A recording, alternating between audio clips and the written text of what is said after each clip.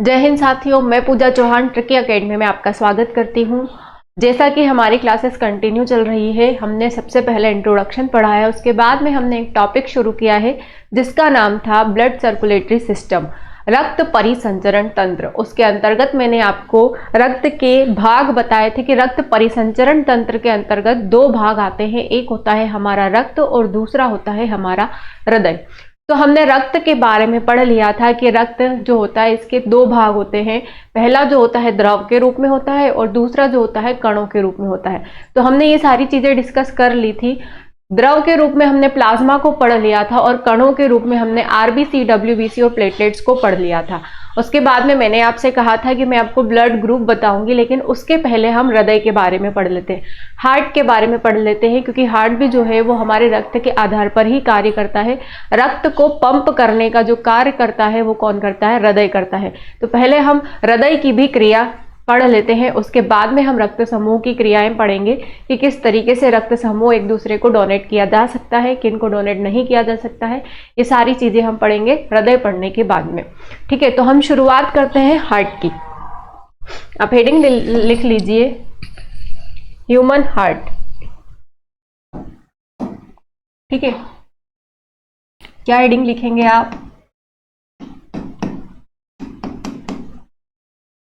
Human heart, मानव हृदय। देखिए, हमारे शरीर का जो मुख्य अंग होता है वो हृदय ही होता है। बिना हृदय के इंसान जीवित नहीं रहेगा। क्यों नहीं रहेगा? क्योंकि जो हृदय होता है वो पंप करता रहता है, धड़कता रहता है। हम ऐसा कहते हैं कि हमारे यहाँ पर, हमारे हृदय में धक धक की आवाज आती है, लेकिन जब आप यहाँ पर ऐसे टच करके देखेंगे तो यहाँ पर, या आप स्टेथोस्कोप से कान में लगाकर सुनेंगे तो यहाँ पर धक धक की आवाज नहीं आएगी, यहाँ पर आवाज आएगी लब डब की। ठीक है, तो जैसे जैसे हमारा हार्ट पंप करता है, कैसे करता है? जैसे ही इसमें अशुद्ध रक्त फील हो जाता है, एक मुट्ठी के आकार का होता है हमारा हृदय, तो ये बंद मुट्ठी के आकार का होता है हमारा हृदय। तो जैसे ही इसमें ब्लड इंटर होता है, इसके अंदर रक्त भर जाता है, सारा अशुद्ध रक्त इसके अंदर भर जाता है, तो ये सब फैल जाता है और फैलेगा तो इसमें से आवाज आएगी लब की। और जैसे ही सिकुड़ेगा, ऐसे मुट्ठी बना लेगा फिर से, तो ये इसमें से आवाज आएगी डब की। लब डब, इस तरीके से आवाज आती है स्टेथोस्कोप में जब हम इसको सुनते हैं। हम नहीं सुन सकते, लेकिन डॉक्टर इसको सुनते हैं।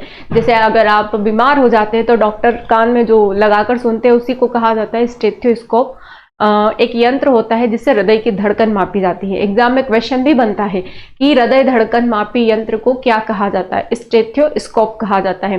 कान में लगा लिया जाता है और एक जो उसका वो होता है गोल गोल ऐसा स्ट्रक्चर, उसके द्वारा आपकी हार्ट बीट मेजर की जाती है। अगर लबडब की आवाज आ रही है और 1 मिनट में आपका हृदय 72, 70 से 80 जनरली कहा जाता है, लेकिन जनरली 72 लिखा हुआ होता है एनसीईआरटी बुक में, तो इतनी बार धड़कता है। लेकिन अगर हार्ट बीट तेज हो रही है या फिर उस स्टेथोस्कोप में मरमर की आवाज आ रही है, तो डॉक्टर समझ जाते हैं कि व्यक्ति को कोई बीमारी है या वह अस्वस्थ है।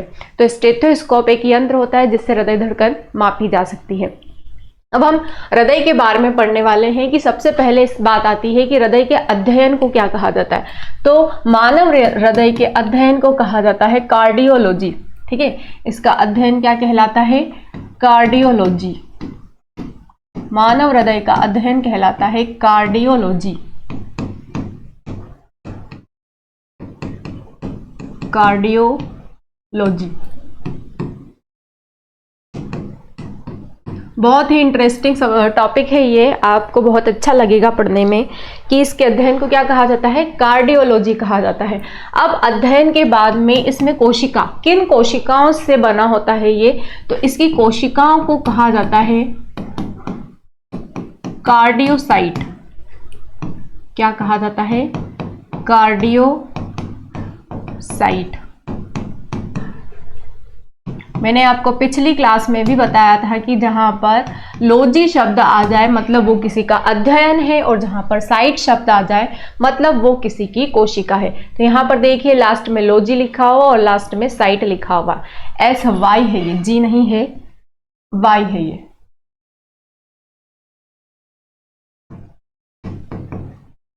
कार्डियोसाइट। वजन कितना होता है हमारे हृदय का? तो हमारे हृदय का वजन होता है लगभग 300 से 350 ग्राम। कितना होता है? 300 से 350 ग्राम हमारे हृदय का वजन होता है। ठीक है, हमारा हृदय एक ऐसा अंग है जो हमेशा व्यस्त रहता है।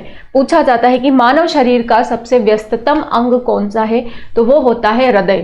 क्या हृदय कभी आराम करता है? जी हाँ। कब करता है? दो धड़कनों के बीच का जो समय होता है उसी समय में आपका हृदय रिलैक्स हो जाता है। लेकिन एग्जाम के हिसाब से इसका सही आंसर क्या आएगा? ये जो मैंने आपको आंसर बताया यूपीएससी के हिसाब से रहेगा कि दो धड़कनों के बीच का जो समय रहता है उसी समय में हृदय हमारा आराम करता है। लेकिन अगर आप एसएससी जीडी वगैरह की एग्जाम दे रहे हैं, व्यापम की एग्जाम दे रहे हैं, तो आपका आंसर क्या आएगा कि हृदय हमारा कभी भी आराम नहीं करता है। तो अलग अलग एग्जाम के हिसाब से अलग अलग पॉइंट ऑफ व्यू होता है, तो और आंसर भी अलग अलग होते हैं, तो आप उसका ध्यान रखें। तो वजन कितना होता है इसका? 300 से 350 ग्राम। ठीक है, इसके बाद में कहाँ पाया जाता है हमारा हृदय? लोकेशन क्या होती है उसकी? स्थिति क्या होती है? हृदय की स्थिति या लोकेशन क्या होती है? कहाँ पाया जाता है हमारा हृदय? तो ये हमारे शरीर के बाईं तरफ पाया जाता है, बाईं तरफ। वैसे तो सेंटर में ही होता है, लेकिन सेंटर ये राइट साइड हो गया, ये सेंटर हो गया, और ये लेफ्ट साइड हो गया।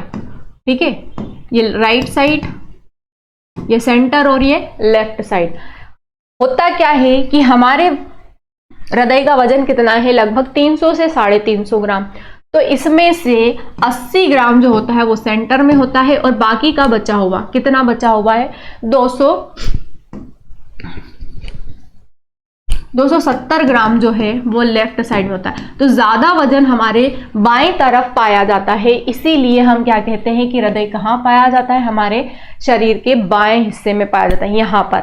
लेकिन किसी किसी व्यक्ति को दाएं तरफ भी हृदय पाया जाता है। जैसे आप लोग मूवी देखते हैं और किसी हीरो को अगर गोली लग जाती है यहाँ हार्ट के यहाँ पर, तो फिर उसका ऑपरेशन होता है। जैसे ही उसको हॉस्पिटल में ले जाया जाता है तो डॉक्टर बोलते हैं कि हाँ वो बच गए हैं, क्योंकि उनका हृदय जो था वो दाईं तरफ था, राइट साइड में था। तो ऐसे भी केसेस होते हैं, लेकिन बहुत कम कंडीशन में होता है, बहुत रेयर होता है ऐसा कि दाएं तरफ पाया जाता है। लेकिन जब दाईं तरफ यानी कि राइट साइड में हार्ट पाया जाता है तो उसको कहा जाता है डेक्स्ट्रोकार्डियक। क्या कहा जाता है? जब हृदय, लिख लेना आप, जब हृदय दाईं तरफ हो, दाईं तरफ हो तो उसे डेक्स्ट्रोकार्डियक कहा जाता है, डेक्स्ट्रोकार्डियक कहा जाता है। ठीक है, जिस कंडीशन में हृदय लेफ्ट की जगह राइट साइड हो जाता है तो उस कंडीशन में आप उसको क्या कहेंगे? डेक्स्ट्रोकार्डियक कहेंगे। ठीक है, जनरली उसको क्या कहा जाता है? कार्डियक कहा जाता है। लेकिन उसको जब राइट साइड में हो जाएगा आपका हार्ट तो उसको कहा जाएगा डेक्स्ट्रोकार्डियक। बहुत रेयर होता है, ये बहुत कम कंडीशन में होता है। अब जो आपका हृदय है इसके ऊपर एक झिल्ली पाई जाती है, उस झिल्ली का नाम क्या होता है? उस झिल्ली का नाम है झिल्ली, यानी कि मेम्ब्रेन। हृदय पर पाई जाने वाली झिल्ली,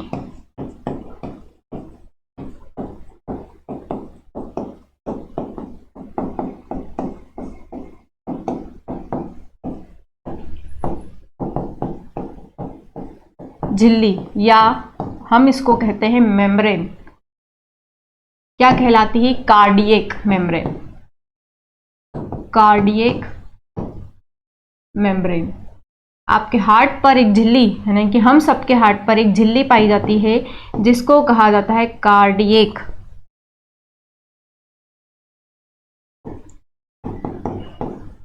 कार्डियक झिल्ली।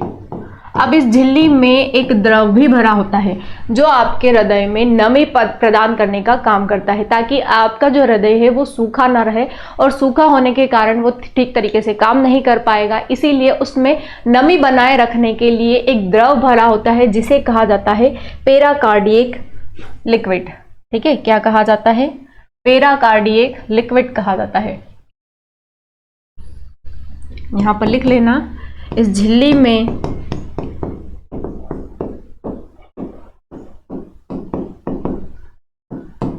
एक द्रव या लिक्विड भरा होता है,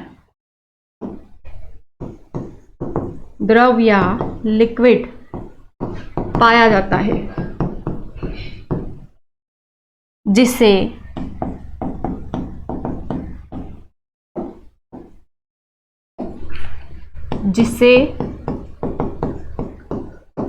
पेराकार्डियक द्रव या पेराकार्डियक लिक्विड कहा जाता है। देखिए, जिस भी अंग पर कोई भी झिल्ली पाई जाती है तो वो झिल्ली क्या कार्य करती है, उसको सुरक्षा प्रदान करने का कार्य करती है। जैसे हृदय की बात हो गई, हृदय में कार्डियक झिल्ली पाई जाती है तो ये क्या करती है, ये हमारे हृदय की सुरक्षा करती है। कोई भी बैक्टीरिया या वायरस डायरेक्ट उसके अंदर इंटर ना हो सके, इसीलिए इसके ऊपर एक मेम्ब्रेन, एक झिल्ली का आवरण होता है जो उस अंग की सुरक्षा करती है। जैसे फेफड़े के ऊपर प्लूरा झिल्ली पाई जाती है और प्लूरा झिल्ली भी विभिन्न प्रकार के विषाणु और जीवाणुओं से हमारे फेफड़े की सुरक्षा करती है। ऐसे ही किडनी के ऊपर भी एक झिल्ली पाई जाती है। ठीक है, तो हमारे अलग अलग अंगों के ऊपर अलग अलग, मस्तिष्क पर भी एक झिल्ली पाई जाती है जिसको मेनिंजेस कहा जाता है। तो अलग अलग अंग, जितने भी मुलायम अंग होते हैं या बहुत जरूरी अंग होते हैं, उनके ऊपर एक झिल्ली पाई जाती है जो उनकी सुरक्षा करती है। मैंने आपको बताया कि मानव हृदय का अध्ययन क्या कहलाता है, कार्डियोलॉजी कहलाता है। कोशिका क्या कहलाती है, कार्डियोसाइट कहलाती है। ऐसे ही हृदय का वजन कितना होता है, तो लगभग 300 से 350 ग्राम हृदय का वजन होता है। स्थिति कहाँ होती है हृदय की, हमारे शरीर में बाएं तरफ होती है। वैसे तो सेंटर में होती है पर ज्यादा वजन पाया जाता है बाईं तरफ में, इसीलिए कहा जाता है कि हमारा हृदय बाईं तरफ पाया जाता है। किसी कंडीशन में अगर राइट साइड हो जाता है तो उसको कहा जाता है डेक्स्ट्रोकार्डियक। ठीक है, इसके बाद में बात आती है कि इसके ऊपर झिल्ली कौन सी पाई जाती है। ये डेक्स्ट्रो है, यहाँ पर झिल्ली कौन सी पाई जाती है, तो झिल्ली पाई जाती है कार्डियक झिल्ली या कार्डियक मेम्ब्रेन। ठीक है, और इसी झिल्ली में द्रव पाया जाता है जिसका नाम है पेराकार्डियक लिक्विड या पेराकार्डियक द्रव, जो क्या करता है, जो हमारे हृदय को नमी बनाए रखता है। हमारे हृदय को लिख लेना यहाँ पर, यह हमारे हृदय में नमी बनाए रखता है, हृदय में नमी बनाए रखता है, मॉइस्चर बनाए रखता है। ठीक है, तो ये हमारे हृदय की जनरल सी इंफॉर्मेशन थी जो आपको पता होनी चाहिए। अगर आप चाहें तो इसको नोट कर सकते हैं, फिर हम आगे बढ़ते हैं। ठीक है, चलिए आगे बढ़ते हैं हम। जैसे कि ये हमारा लंग्स है,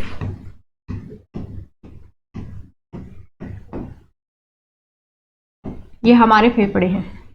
तो हमारा जो बायां फेफड़ा होता है, दायां फेफड़ा हमारा बड़ा होता है और बायां फेफड़ा छोटा होता है। ठीक है, तो ये जो हमारा बायां फेफड़ा है, बाएं फेफड़े के इस साइड में हमारा हार्ट होता है, इस तरीके से। ठीक है, तो इस तरीके से हमारा हार्ट पाया जाता है। अब बात आती है कि हृदय का कार्य क्या होता है। हृदय का क्या कार्य होता है,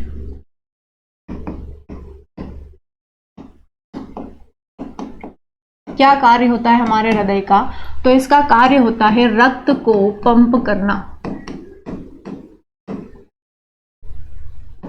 रक्त को पंप करना। पंप करना कैसे, जैसे कि हमारे हृदय के दाएं हिस्से से सारा अशुद्ध रक्त आ जाता है हमारे हृदय में। ठीक है, किस भाग में, तो हृदय में 4 कोष्ठक पाए जाते हैं और ये 4 कोष्ठक कैसे होते हैं, तो जो ऊपर के 2 कोष्ठक होते हैं वो थोड़े छोटे होते हैं जिनको आलिंद कहा जाता है, और नीचे के जो 2 कोष्ठक होते हैं ये थोड़े बड़े होते हैं जिनको निलय कहा जाता है।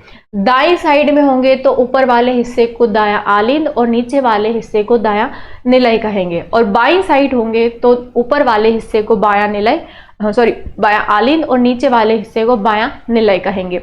अब मैंने आपको बताया था कि बंद मुट्ठी के शेप का होता है हमारा हार्ट, तो मैं आपको बता देती हूँ ये किस तरीके से होता है।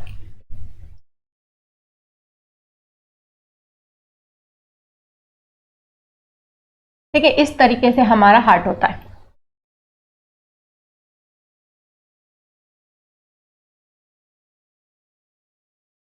ये हमारा हार्ट है। ये इसको डिवाइड करने वाली एक दीवार है जिसको क्या कहा जाता है, जिसको सेप्टम कहा जाता है। ये इस तरीके से यहां पर 3 वॉल्व लगे होते हैं और यहां पर 2 वॉल्व लगे होते हैं। ऊपर वाला जो हिस्सा होता है, यहां से मस्तिष्क का अशुद्ध रक्त आता है।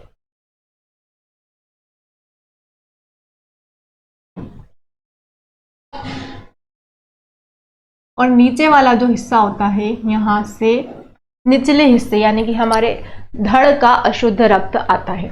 ठीक है, इसको कहा जाता है सुपीरियर वेना कावा। क्या कहा जाता है? Superior vena cava.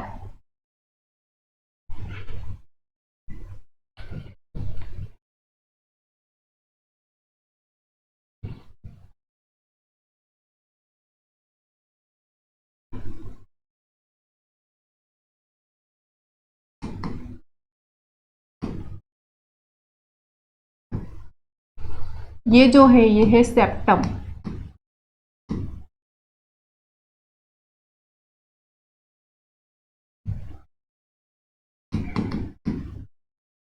ये है inferior vena cava.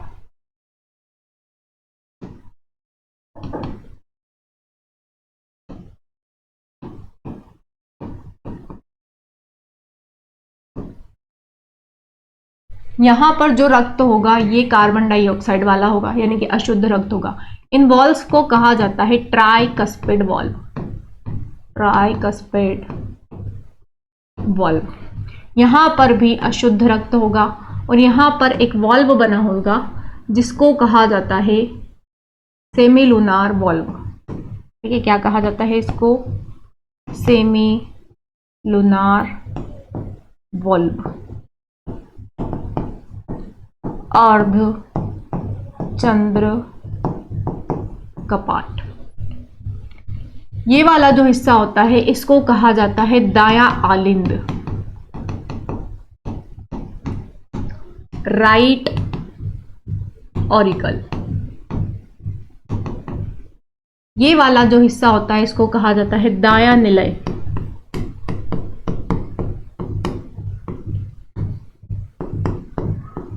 Right ventricle. ठीक है, ये जो है ये एक हमारी धमनी है जो कि अपवाद वाली धमनी कहलाती है। ये जुड़ी होती है किससे? हमारे लंग्स यानी कि फेफड़े से, फेफड़े या लंग्स से।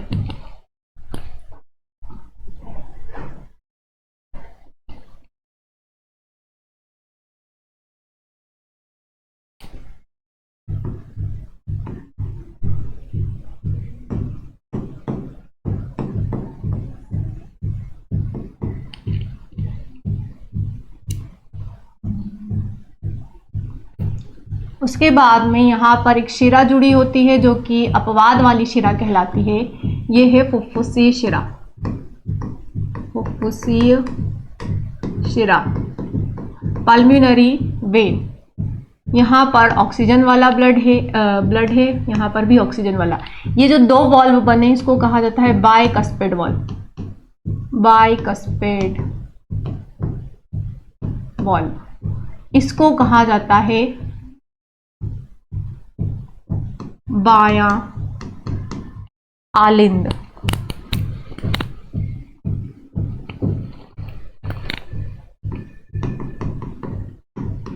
बायां आलिंद इसको कहा जाता है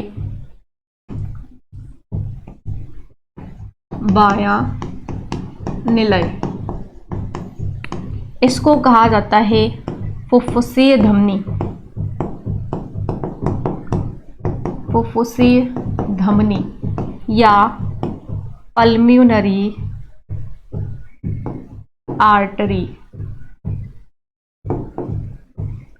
ये पल्मोनरी वेन है। ठीक है, यहीं पर जुड़ी होती है महाधमनी जिसका नाम है अयोटा या ओटा। और इसी महाधमनी से सारा शुद्ध रक्त पहुंच जाता है अलग अलग अंगों में।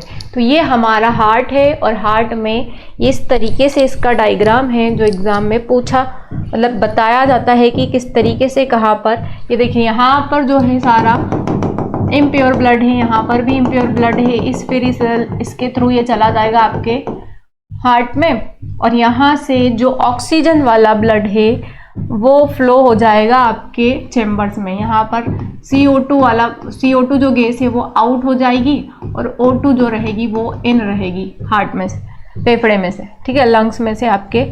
और ये सारा फिर प्योर ब्लड चला जाएगा कहाँ पर, आपके इस वाले चैम्बर में।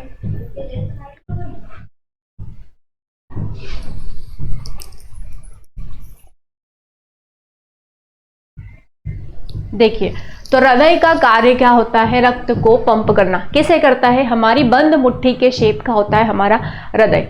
हमारे मस्तिष्क का जितना भी अशुद्ध रक्त है, अशुद्ध रक्त किसे कहेंगे हम, तो जिसमें कार्बन डाइऑक्साइड की मात्रा ज्यादा होती है उसी को अशुद्ध रक्त कहते हैं। हमारे पूरे शरीर में 3 प्रकार का रक्त पाया जाता है, एक होता है शुद्ध, एक होता है अशुद्ध और एक होता है मिश्रित रक्त, जिसके अंतर्गत कार्बन डाइऑक्साइड और ऑक्सीजन दोनों ही पाई जाती है, ठीक है। तो ये किस में पाया जाता है, ये केशिकी धमनियों में पाया जाता है। हमारे शरीर में 3 प्रकार की वाहिकाएं होती है, धमनी, शिरा और केशिकी धमनी, ठीक है। तो इसमें से जो अशुद्ध रक्त होता है वो पाया जाता है हमारी शिराओं में, जिसमें कार्बन डाइऑक्साइड की मात्रा ज्यादा होती है, और शुद्ध रक्त जो होता है वो बहता है हमारी धमनियों में यानी कि आर्टरीज में, जिसमें ऑक्सीजन की मात्रा ज्यादा होती है। अब जितना भी हमारा मस्तिष्क का अशुद्ध रक्त था वो चला जाएगा सुपीरियर वेना कावा के द्वारा, कहां पर, हमारे हृदय के दाएं आलिंद में, ठीक है।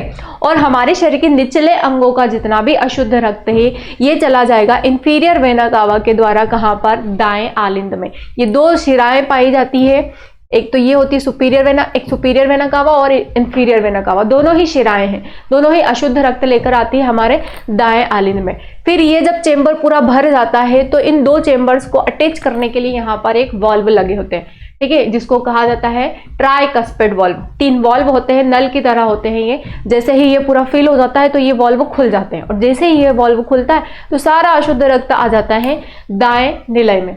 दाएं निलय में एक और वॉल्व लगा होता है जिसको सेमी लूनार वॉल्व या अर्धचंद्र कपाट वॉल्व कहते हैं। इस वॉल्व से जुड़ी होती है हमारे शरीर की अपवाद वाली धमनी।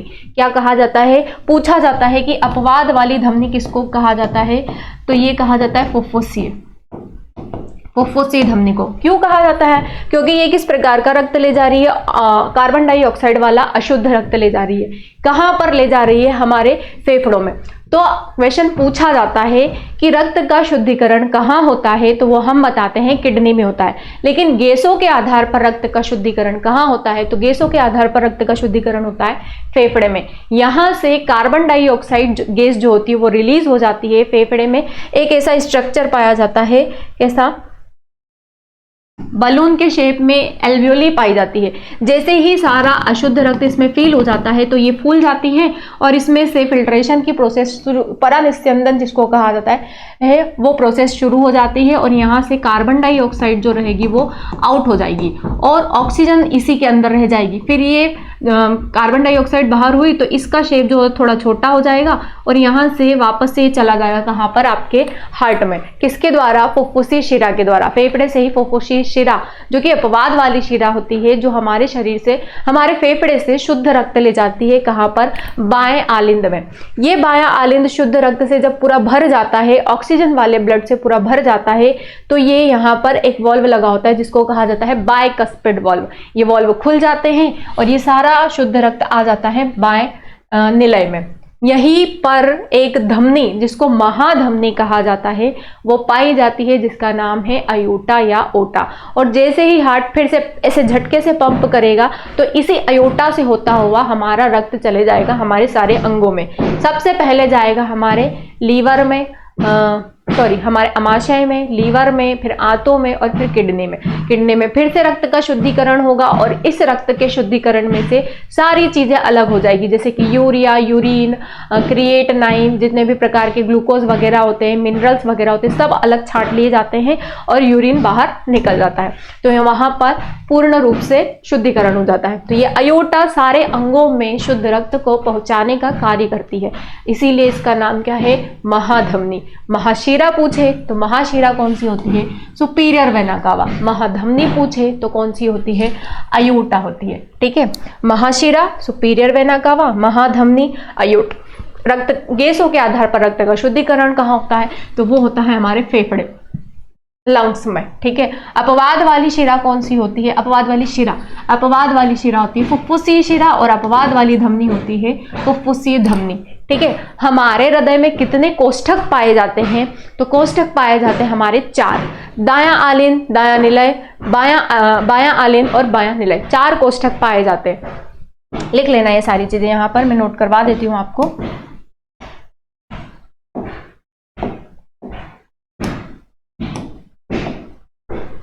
हृदय का कार्य लिख लिया आपने, रक्त को पंप करना है। कोष्ठक कितने पाए जाते हैं? हृदय में 4 कोष्ठक होते हैं, या कक्ष, कोष्ठक या कक्ष, या इसी को कहा जाता है chambers. How many chambers in our heart? 4 chambers. ठीक है, 4 चैम्बर्स हमारे हृदय में पाए जाते हैं। कौन कौन से होते हैं? दायां आलिंद, दायां निलय, बायां आलिंद और बायां निलय। तो हमारे हृदय में 4 कोष्ठक पाए जाते हैं। उसके बाद में आपसे पूछा जा सकता है सबसे बड़ा कोष्ठक कौन सा होता है? सबसे बड़ा कोष्ठक, सबसे बड़ा कोष्ठक या सबसे बड़ा कक्ष कौन सा होता है? तो बायां निलय, बायां निलय सबसे बड़ा होता है। क्यों होता है? क्योंकि उसी से जुड़ी होती है हमारी महाधमनी। उसके बाद में पूछा जाता है कि अपवाद वाली धमनी कौन सी होती है, या आपसे पूछा जा सकता है कि महाधमनी कौन सी हो सकती है? तो महाधमनी का नाम है अयोटा, अयोटा या ओटा भी कहा जाता है। आपसे पूछा जा सकता है महाशिरा कौन सी होती है? तो महाशिरा का नाम है सुपीरियर वेना कावा, या इसको कहा जाता है अभिग्राही शिरा, अभिग्राही शिरा। ठीक है, सुपीरियर वेना कावा या अभिग्राही शिरा, हिंदी में इसको कहा जाता है अभिग्राही शिरा, और इंफीरियर को कहा जाता है पश्चग्राही शिरा। उसके बाद में बात आती है कि अपवाद वाली धमनी कौन सी होती है? अपवाद वाली धमनी, अपवाद वाली जो धमनी होती है वो होती है फुफ्फुसीय धमनी, फुफ्फुसीय धमनी, या जिसको कहा जाता है पल्म्यूनरी वेन। क्यों होती है ये? क्योंकि इसमें जो रक्त होता है वो अशुद्ध होता है, अशुद्ध रक्त। उसके बाद में बात आती है अपवाद वाली शिरा। अपवाद वाली जो शिरा होती है उसका नाम है फुफ्फुसीय शिरा, फुफ्फुसीय शिरा। क्यों होती है अपवाद वाली? क्योंकि इसमें जो रक्त होता है वो कैसा होता है? शुद्ध रक्त होता है। ठीक है, ये तो बात हो गई चैम्बर्स की। अब पूछा जाता है कि वॉल्व कितने होते हैं हमारे हृदय में? तो वॉल्व भी कितने होते हैं हमारे हृदय में? 4 ही होते हैं। कितने होते हैं? 4, 1, 2, 3 और एक अयोटिक वॉल्व। ठीक है, अगर आपसे पूछा जाता है कि वॉल्व कितने होते हैं? वॉल्व भी 4 होते हैं। कौन कौन से होते हैं? नाम लिख लीजिए आप। पहला जो होता है उसका नाम है ट्राइकस्पिड वॉल्व। यहां पर पहले वॉल्व का नाम क्या है? Tricuspid, tricuspid valve. दूसरा जो है बाइकस्पिड,